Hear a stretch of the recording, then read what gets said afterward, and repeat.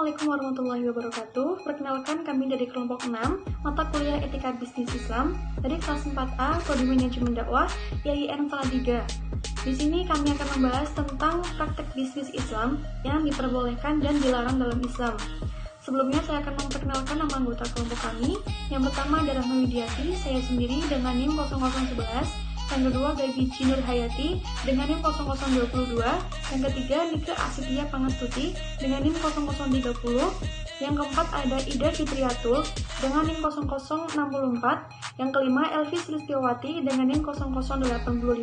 Dan yang terakhir ada Lailatul Qadar dengan NIM 0001. Nah, materi yang akan kita bahas antara lain, yang pertama ada pengertian etika bisnis Islam yang akan disampaikan oleh Ida. Yang kedua ada konsep bisnis Islam yang akan disampaikan oleh saya sendiri.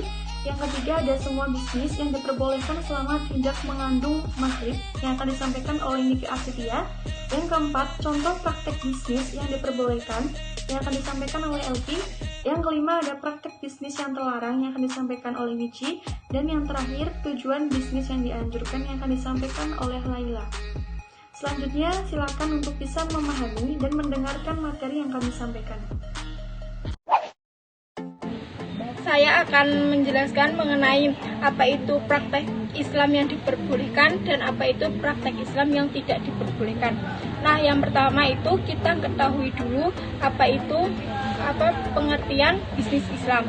Nah, yang pertama itu ada etika. Etika atau perangkat prinsip moral yang membedakan apa yang benar dari apa yang salah. Nah, sedangkan bisnis itu adalah selaku serangkaian peristiwa yang melibatkan pelaku bisnis. Nah, dengan seperti itu dapat kita simpulkan atau kita pahami bahwa etika bisnis itu merupakan norma-norma atau kaidah etik yang dianut oleh bisnis baik sebagai institusi atau organisasi maupun dalam interaksi bisnis lainnya. Bisnis Islam itu di mana yang berhubungan dengan syariah. Di Al-Quran pun telah dijelaskan di mana ada yang dilarang dan ada yang diperbolehkan. Selanjutnya akan dijelaskan dengan teman saya. Lalu materi yang kedua ada konsep bisnis Islam. Dalam menjelaskan aturan-aturan moral Islam, sangat penting bagi kita untuk memahami bahwa tindakan-tindakan dapat dikategorikan menurut tingkat yang halal ataupun yang tidak halal. Dalam fikih terdapat 5 jenis tindakan. Yang pertama ada fardu atau wajib, yang kedua mustahab atau sunnah, yang ketiga mubah, yang keempat makruh, dan yang terakhir adalah haram. Baik, selanjutnya saya Nika Asitia Pangastuti, NIM 32021900030. Selanjutnya yaitu semua bisnis diperbolehkan selama tidak mengandung maghrib.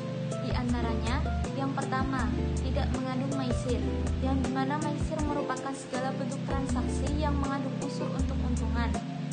Kemudian dalam transaksi yang mengandung maisir ini, maka akan ada pihak yang diuntungkan dan juga ada pihak yang dirugikan, yaitu seperti lotre, undian, dan lain-lain.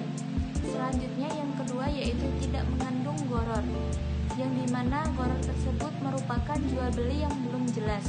Dalam syariat Islam, jual beli gharar ini merupakan jual beli terlarang, karena jual beli ini tidak jelas baik barangnya, harganya, kadarnya, masa pembayarannya, maupun yang lainnya. Dampak dari transaksi yang mengandung gharar ini adanya penzaliman atas salah satu pihak yang bertransaksi sehingga hal ini dilarang dalam Islam. Contohnya yaitu membeli buah yang belum matang, yaitu yang masih ada pada pohonnya. Yang ketiga adalah tidak haram, yang dimana barang yang haram atau yang najis untuk dimakan maka haram juga untuk diperjualbelikan, yaitu seperti khamar. Yang keempat yaitu tidak mengandung unsur riba. Riba secara bahasa merupakan tambahan. Pengertian riba adalah pengambilan tambahan baik dalam transaksi jual beli maupun hutang piutang secara batil atau bertentangan dengan prinsip muamalah dalam Islam. Kemudian yang kelima, tidak mengandung riswa, yaitu suap menyuap. Pengertian riswa yaitu suatu pemberian baik berupa harta maupun benda lainnya kepada pemilik jabatan atau pemegang kebijakan atau kekuasaan guna menghalalkan atau melancarkan yang batil dan membatalkan yang hak atau mendapatkan manfaat dari jalan yang tidak ilegal. Kemudian yang keenam yaitu tidak adanya tadlis, yang mana tadlis itu merupakan penipuan. Tadlis pada jual beli dalam hukum Islam itu diharamkan karena tadlis merupakan penipuan yang dilakukan dalam transaksi jual beli oleh pihak penjual terhadap barang atau objek yang dijualnya kepada pembeli. Saya akan menjelaskan poin yang keempat. Nama saya Elvis Urstiawati, NIM 43020190085. Mengenai contoh praktek bisnis yang dibolehkan. Banyak sekali contoh bisnis yang dibolehkan oleh Islam selama bisnis itu tidak bertentangan dengan Al-Quran dan hadis. Berikut beberapa contoh bisnis yang dibolehkan. Yang pertama, berdagang atau jual beli. Yang kedua, bisnis online. Sini saya memberikan contoh yang diperbolehkan, seperti menjual telur. Saat menimbangnya harus dengan tepat. Misal 1 kilo ya, jumlahnya harus 1000.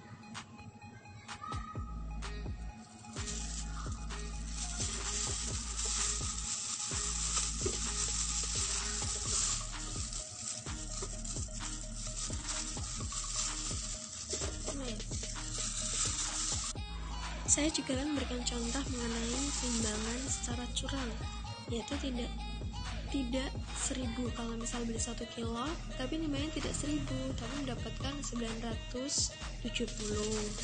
Ini sangat curang dan bisa menimbulkan riba karena keuntungannya meraup lebih besar.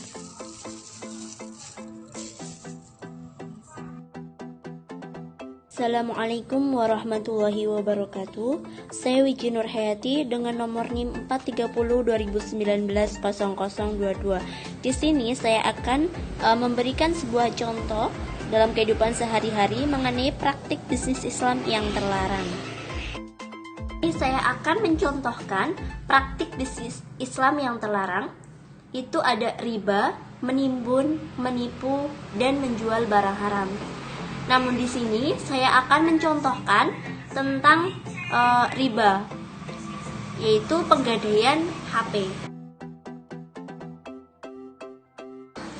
Assalamualaikum. Waalaikumsalam. Mbak Wiji. Iya.